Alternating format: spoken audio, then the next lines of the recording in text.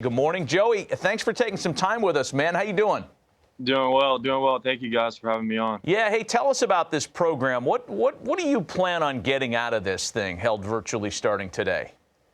I'm just excited to listen and write stuff down. Learn from guys like CC and Lindor and hear what they have to take. So these guys obviously are so good and have been doing this for a long time, are very successful. So whatever they say, I'm just going to be all ears, listening in and trying to take some things with me. Well, it's a cool program, and you've been through this before, being able to get ready and prepared as you go through all the media training and all that. How important has it been for you, who went from Georgia Tech to pro baseball, to be able to understand all the different things that might be coming your way? If you were speaking to somebody out there right now, how important has all that been? It's definitely important. I think you got to study up. You got to do your math, do your homework on things. Try to put yourself in a good position. If whatever you do, whatever opportunities you can take advantage of, whether it's, with money or dealing with people and advice, you got to really be on top of it, because we're in positions now as young people, kids that get drafted 22, 18, 19.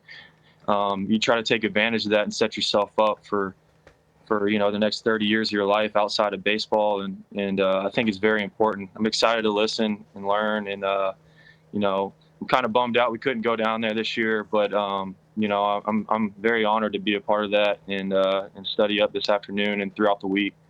What is something, Joey, that you wish somebody had told you when you came out of college and when you were such a high draft pick and starting your pro career? What's something you wished somebody had given you a heads up on?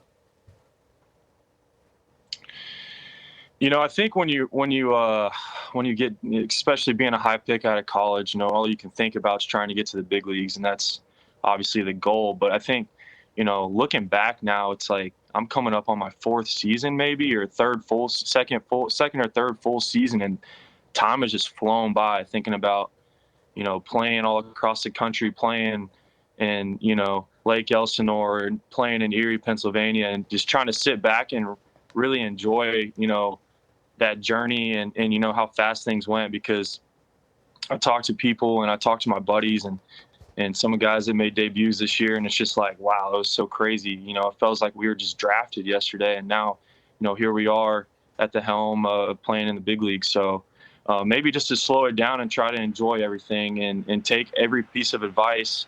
I've been lucky with a lot of veteran players with the Giants that I've learned a ton of things from, that are on the team now or have retired or been traded. And it's just really soaking up knowledge and putting it in your back pocket. So we just got a chance to look at your first big league knock, a double down the left field line.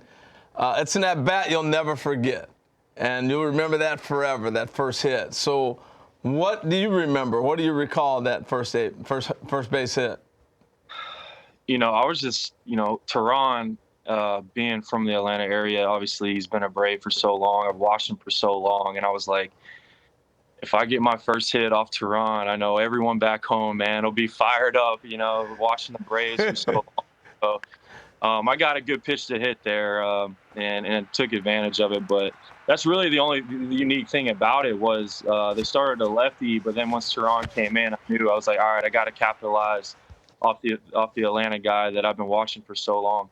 Yeah, that's the trip when you get to the big leagues. You start seeing these guys you grew up watching all the time. It takes a minute. You look a little mesmerized, like, hold it, is that so-and-so? Hey, I want to ask you about Buster Posey. I know you didn't get a chance to play with Buster this year because he opted out, but you've been to spring training in the past. What's that feeling been like, and what are some of your conversations with Buster? Buster's awesome. He's been, such a great resource for me. He had a lot of stuff going on last year. He didn't end up playing with us, but we all missed him, and we're ready for him to be back this year. But Buster's just the ultimate professional, as all you guys know. I mean, I'm not telling anyone anything new here. I mean, the guys, I see him do things out there that you just look at and you kind of realize, wow, like what, he just threw a barehand play to first base in a spring training game last year, and just little things like that you watch and you're just like, wow, this guy's so pro, and he knows how to go about his business. He's won so many games, has so much knowledge, and me and all the other catchers in camp, or the young kids coming up, that's a guy right there that everyone needs to listen to, not just as catchers, but just young people trying to learn the game and trying to learn and put things away that can help them down the road. All right, so to some people this may not be that big of a deal, but to me, watching as much baseball as I watch, particularly amateur to college ball, you name it. And I want to say something here that's pretty astounding, Matt. But when he was in college, he was the only catcher in the country that called his own game. He started doing it like his sophomore year on. That is so rare because the coaches are constantly calling pitches for you. So tell Matt a little bit of how that came about and how important has that been towards your development? It's been great. It's kind of a funny story. I don't ever remember like a certain time where we met before a game and said, hey, like, you got it.